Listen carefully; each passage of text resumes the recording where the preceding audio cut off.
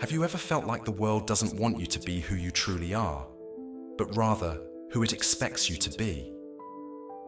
From an early age, we're taught to follow rules, obey norms, and mold ourselves to society's expectations. But do these rules exist to guide us or to tame us, preventing us from discovering our true essence? Society demands conformity.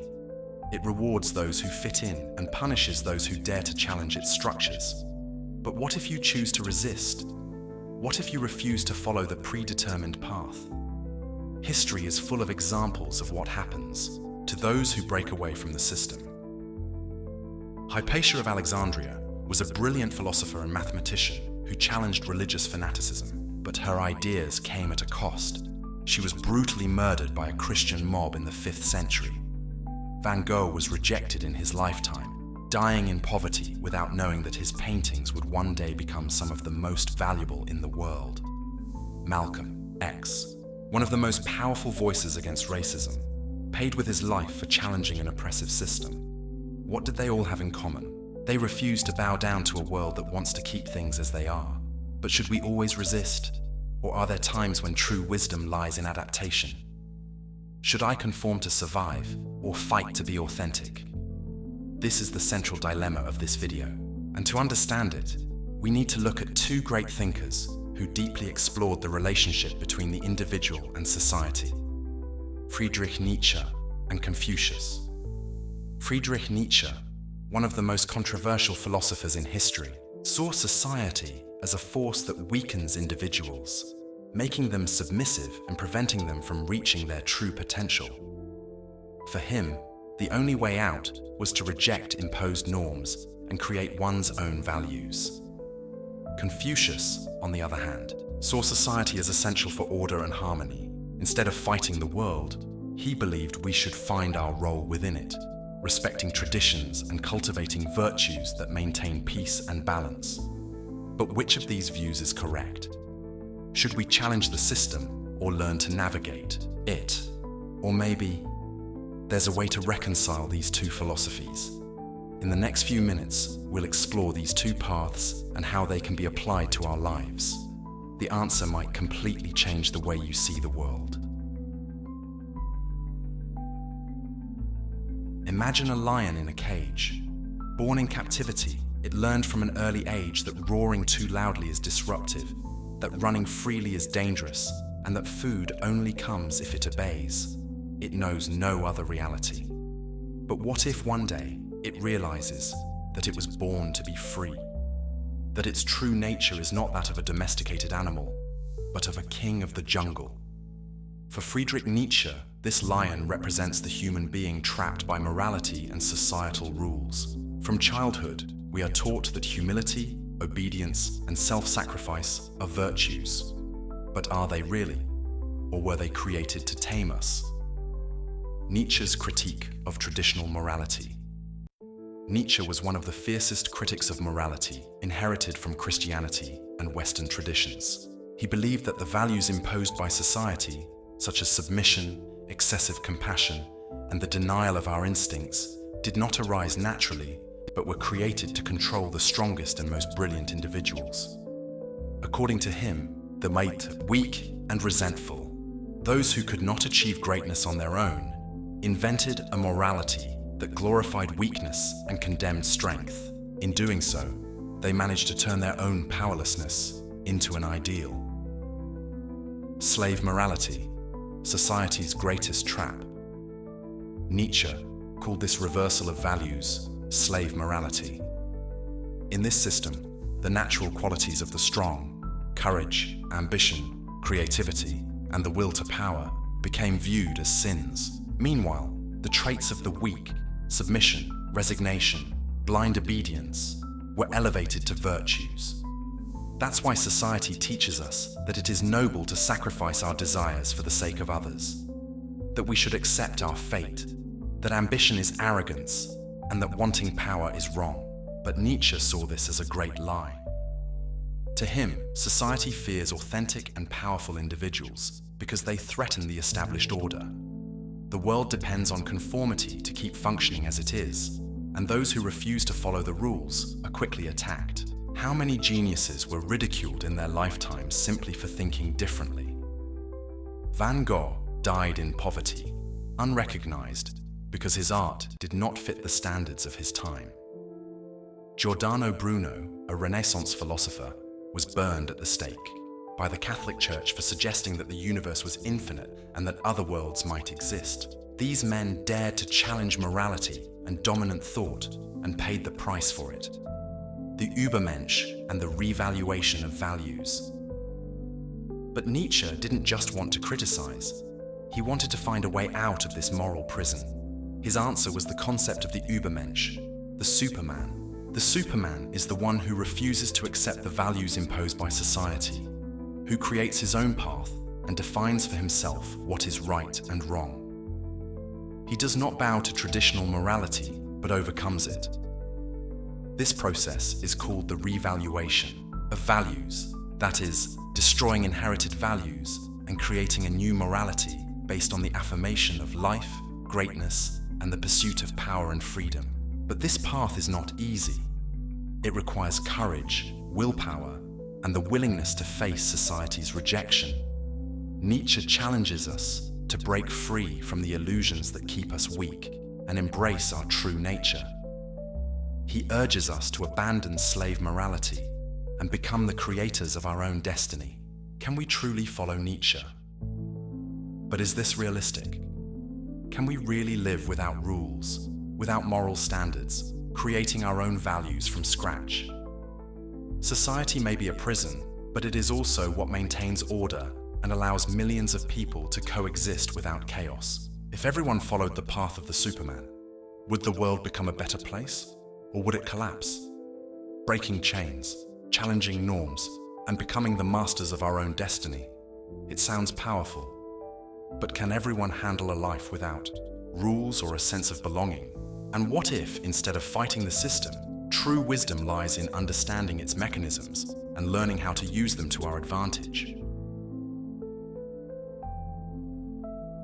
If Nietzsche saw society as a prison that suppresses individual greatness, Eastern philosophy is centered on balance, acceptance, and connection with the whole.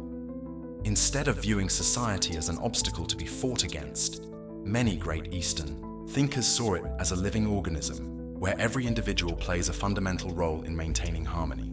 Confucius, one of the greatest thinkers of ancient China, believed that true wisdom was not found in rebellion against the world, but in the ability to live in harmony with it. He saw society not as a chain, but as a path to a fulfilling and meaningful life. For him, the problem was not the existence of rules, but how we follow them. True wisdom was not in breaking traditions, but in perfecting them. A river without banks is just a swamp. Imagine a great river. Water that flows without a defined path spreads aimlessly and turns into a stagnant swamp. But when that same current finds well-defined banks, it becomes strong, capable of moving mills and nourishing entire cities. For Confucius, society was like this riverbank, not a prison, but a structure that gives meaning and purpose to human existence. Order and hierarchy are natural. Unlike Nietzsche, who saw morality as a tool of control, Confucius saw social order as something natural and necessary. He believed that harmony arises when each person understands and fulfills their role within society. This may sound like conformity, but for Confucius, blind obedience was not the goal. What truly mattered was mutual respect and balanced relationships. So, what were these relationships? Confucius identified 5 fundamental social bonds, known as the 5 relationships. Ruler and subject. The ruler must be wise and just, and the subject must be loyal and respectful. Parent and child. Parents should guide with kindness, and children should reciprocate with obedience and gratitude. Husband and wife. Marriage should be based on mutual respect and cooperation. Older sibling and younger sibling. The older should lead with responsibility, and the younger should follow with humility. Friend and friend. Friendships should be built on trust and integrity. Notice that these bonds are not just about hierarchy. They also require responsibility from both sides. A ruler should not be a tyrant. He must govern with justice. A father should not be oppressive. He must educate with love. A husband should not be authoritarian. He must provide care and protection. Harmony is achieved when these roles are balanced. The power of tradition and rituals. But how can these relationships remain stable? For Confucius, tradition was the invisible thread that held society together. He believed that rituals, li, and cultural norms were essential for building a civilized society. By following customs and respecting established rules, people reinforced their sense of belonging and continuity. Think about a family dinner. It may seem like a simple habit, but it carries deep meaning. It is a moment where bonds are strengthened, respect is shown, and the act of sharing a meal becomes a silent ritual of unity. In Confucius' view, it is not laws that hold society together, but the values and traditions that people follow naturally. He emphasized 3 essential virtues to maintain this balance. Ren, benevolence, humanity. Treat others with empathy and compassion. Li, rituals, etiquette. Respect traditions and social codes.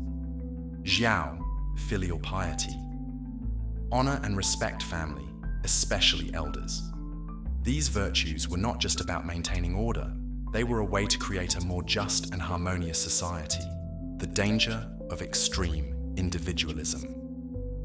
If Nietzsche's slave morality led to submission, then radical individualism could lead to chaos. Confucius saw society as a great orchestra. If every musician decides to play however they want, ignoring the sheet music and other instruments, the result will not be music, it will be noise. Freedom without structure does not create harmony, it creates disorder. He believed that if individuals only followed their own desires without considering their role in the collective, civilization would collapse. Without respect for traditions, and without rules to guide coexistence, everything would become unstable and conflicted. But does this vision lead to stagnation? If everyone simply follows rules and conforms to tradition, how can society evolve? Is it possible to find a balance between Nietzsche's rebellion and Confucius' harmony? Or are we doomed to choose one or the other?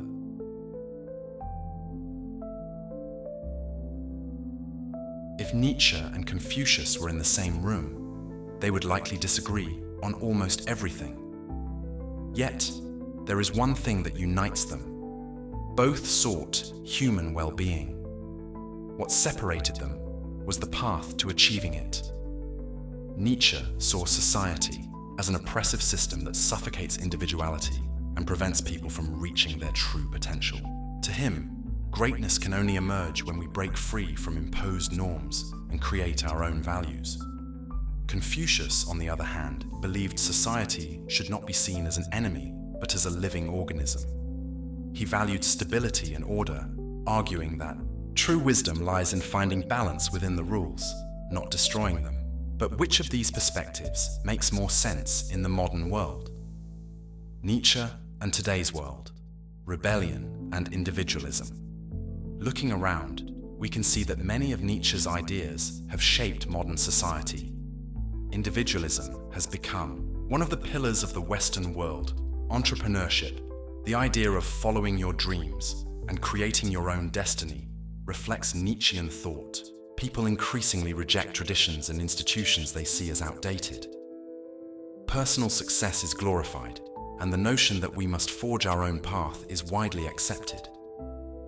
Nietzsche's philosophy has influenced existentialism, self-improvement culture, and personal development movements. The modern world has, in many ways, embraced the belief that authenticity is more important than conformity. But this relentless pursuit of individualism comes with risks. When everyone wants to break the rules, is there still something that holds us together? Confucius and today's world, tradition and social order. While the West took a more individualistic path, Confucian thought remains deeply embedded in many Asian cultures. Countries like China, Japan, and South Korea still uphold Confucian values. Respect for institutions and hierarchy remains a fundamental principle. Family is still regarded as the cornerstone of society. Personal success is not just an individual goal, but also a duty to the community. This approach has helped these nations maintain stability and achieve significant economic growth. However, excessive conformity can also lead to social pressure, such as perfectionism in education and career paths. Many young people in Confucian-influenced societies feel immense pressure to meet expectations, sometimes at the cost of their well-being. So, is there a middle ground between these two perspectives? Martin Luther and the Protestant Reformation, a conflict between rebellion and order. To better understand this dilemma, let's look at one of history's most revolutionary moments, the Protestant Reformation. In the 16th century, the Catholic Church dominated religious and political life in Europe. It sold indulgences, certificates that supposedly guaranteed the forgiveness of sins. The wealthier you were, the better your chances of securing a place in heaven. Martin Luther, a German monk, refused to accept this corruption. In 1517, he published his 95 Theses, denouncing the Church's abuses and calling for reform. This bold act sparked the Protestant Reformation, which divided Christianity and changed Europe forever. If we analyze this story through Nietzsche's lens, Luther was a true Übermensch, Superman. He refused to submit to imposed rules. He dared to create his own path. He challenged centuries of tradition and sparked a revolution. Nietzsche would argue that without figures like Luther, society would remain stagnant, trapped in outdated dogmas. But what would Confucius say? Confucius saw religion and tradition as essential tools for maintaining social harmony. The breakdown of the Catholic Church's unity led to violent religious wars, such as the 30 Years' War, which devastated Europe and caused millions of deaths. Confucius might have asked, was it worth destroying social unity? The case of Luther forces us to reflect on critical questions. When society imposes unjust values, is it necessary to challenge them? Luther proved that sometimes breaking the system is the only way to create real change. But does destroying order create more chaos than benefits? The collapse of Christian unity led to centuries of bloody conflict. If you were in Luther's place, would you be a reformer or a defender of tradition, finding balance between rebellion and harmony? The Nietzsche versus Confucius debate has no single correct answer. In some moments, breaking away from norms is necessary. In others, stability is what holds society together. But maybe the wisest path isn't choosing one side. It's learning when to resist and when to adapt. And you? Do you tend to challenge the rules or seek balance within them? So, what's the answer? Should we challenge society, as Nietzsche teaches, or should we find balance within it, as Confucius suggests? The truth is, there is no single answer. Both philosophers had compelling reasons to defend their perspectives. Nietzsche warns us about the dangers of blind conformity. If we simply accept everything imposed on us, we risk becoming just another cog in the system, without authenticity, without our own voice. He teaches us that to achieve greatness, we must break away from imposed norms and create our own values. Confucius, on the other hand, reminds us that a society without order and cooperation collapses into chaos. If every individual followed only their own impulses, ignoring rules and traditions completely, we would live in a fragmented and unstable world. He teaches us that true wisdom often lies in adaptation and the pursuit of harmony. Finding the middle ground. So how do we strike a balance between these two extremes? Maybe the answer lies in understanding the right moment for each approach. There are times when we must break away from the system, challenge norms, follow Nietzsche's lion, and assert our individuality. But there are also times when wisdom lies in adapting, learning from tradition, and finding our place within society, as Confucius suggests. What do you think? Now, I want to hear from you. Do you relate more to Nietzsche or Confucius? How do you see this dilemma in your own life? Drop your thoughts in the comments. I'd love to hear your perspective. And don't forget, subscribe for more content like this. Leave a like to support the channel. Share this video with someone who needs to reflect on this question. Thanks for watching. and see you next time.